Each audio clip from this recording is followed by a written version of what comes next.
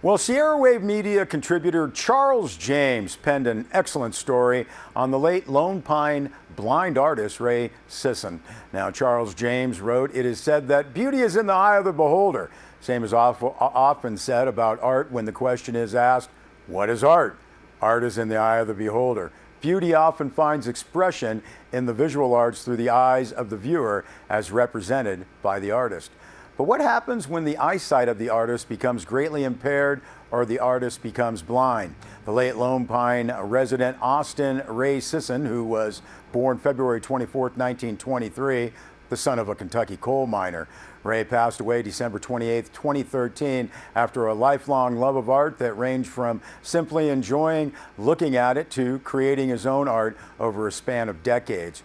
Charles James Stories continues that with over 200 works of art, Sisson was once asked why he never tried to sell his work. "I paint for me," was his reply. As if to prove it, he continued painting even though he would become legally blind from age-related macular degeneration in the last 23 years of his life.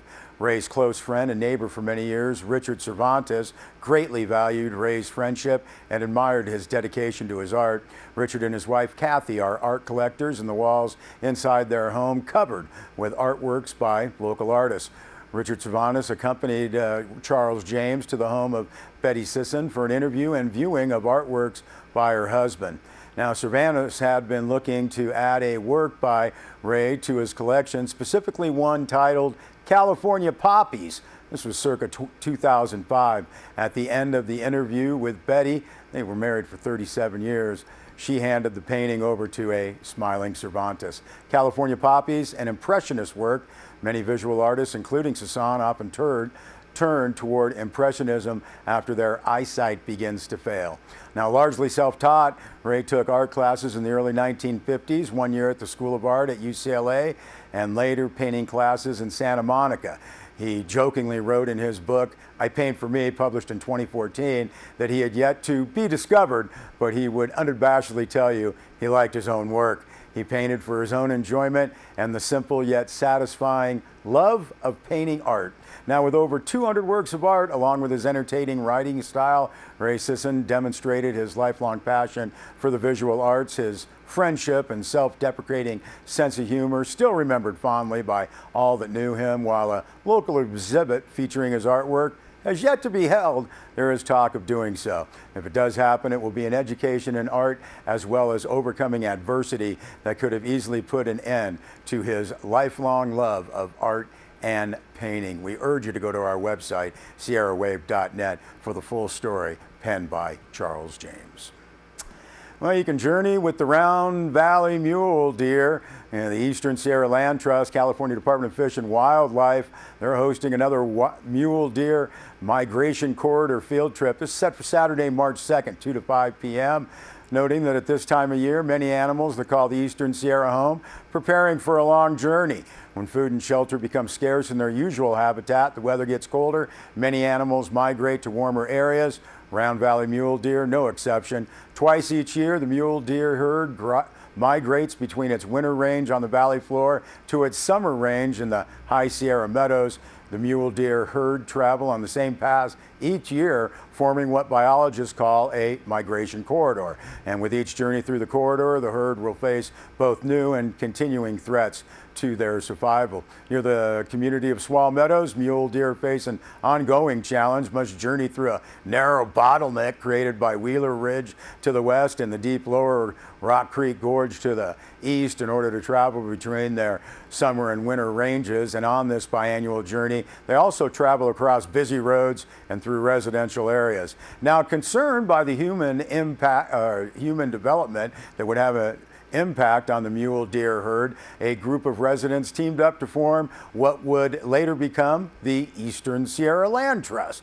Since then, ESLT has worked with local landowners in the Swall Meadows area to permanently protect 269 acres of private land in addition to the 176-acre state wildlife area to ensure a safer passage for the mule deer each year. Again, this Saturday, March 2nd, Saturday, 2 to 5 p.m., Eastern Sierra Land Trust, inviting those interested to explore a portion of that Round Valley Herds Migration Corridor. Timothy Taylor, a biologist with the California Department of Fish and Wildlife, shares stories and information about the region's Round Valley mule deer herd as the group admires spectacular valley views and the wildlife. Free event, open to all ages. More information, including the meeting location and to RSVP, should contact Marie at the Eastern Sierra Land Trust, and she's the education coordinator and AmeriCorps member, we might add. Call 760-873-4554,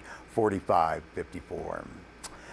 Well, a group of Inyo 350 members, that's the local activist organization working on climate change, local environmental concerns, and social and economic justice, press release notes, decided that they had way more questions than answers when it came to be able to talk knowledgeably about local recycling.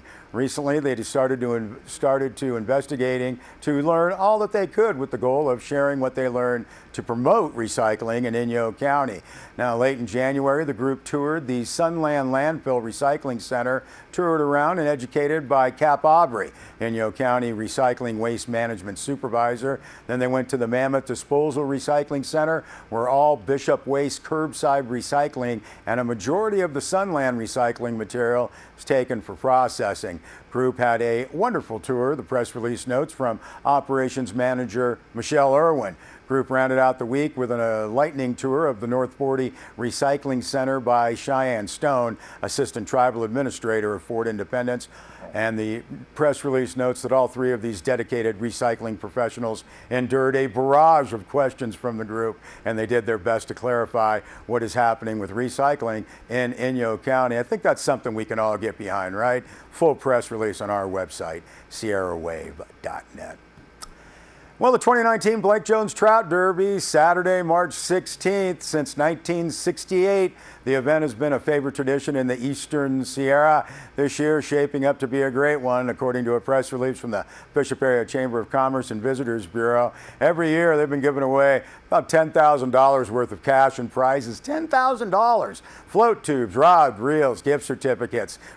Blake Jones Derby is a blind bogey format, categories for adults, kids of all ages. And in addition to the blind bogey awards, there will be prizes for early bird registration. We're probably beyond that. Farthest travel, biggest fish, even prizes for those who don't catch any fish, choose to catch and release. We like that. There will also be a special drawing for a brand new Dave Scadden float tube and themed basket raffles. Registration, weigh-in, and award ceremony once again going to be at the Eastern Sierra Tri-County Fairgrounds, fishing locations, Pleasant Valley Reservoir, and the Owens River. California Department of Fish and Wildlife does plant rainbow trout year-round in those locations, and the Bishop Chamber arranging for supplemental stockings of fish purchased from Wright's Rainbows prior to the Derby. Said April Leeson, the event coordinator for the Bishop Chamber of Commerce, we want to make sure there's plenty of fish for everyone. Registration for the Derby now open. You can sign up online, bishopvisitor.com, or head on by the Bishop Chamber of Commerce at North Main Street in Bishop. Full press release on our website, sierrawave.net. Also coming up, the Lone Pine Early Opener Trout Derby. That's set for Saturday, March 2nd. You got to love the $800 blind bogey, courtesy of Gardner's True Value and LA Rocks and Gifts. The Lone Pine Early Opener Trout Derby, prizes for the largest fish, tagged fish, going to be taking place at Diaz Lake, March 2nd, 6:30 to 8 a.m. for the sign-up. Fish all day, have some fun, just $10, and kids under 11 are free. Lone Pine Chamber of Commerce helping out with this, lonepinechamber.org, and 760-876-4444 for more information. And again, $800 blind bogey, Gardner's True Value and Lone Pine Rocks and Gifts at the Lone Pine Early Opener Trout Derby. Got to love that. We'll be back with a weather report.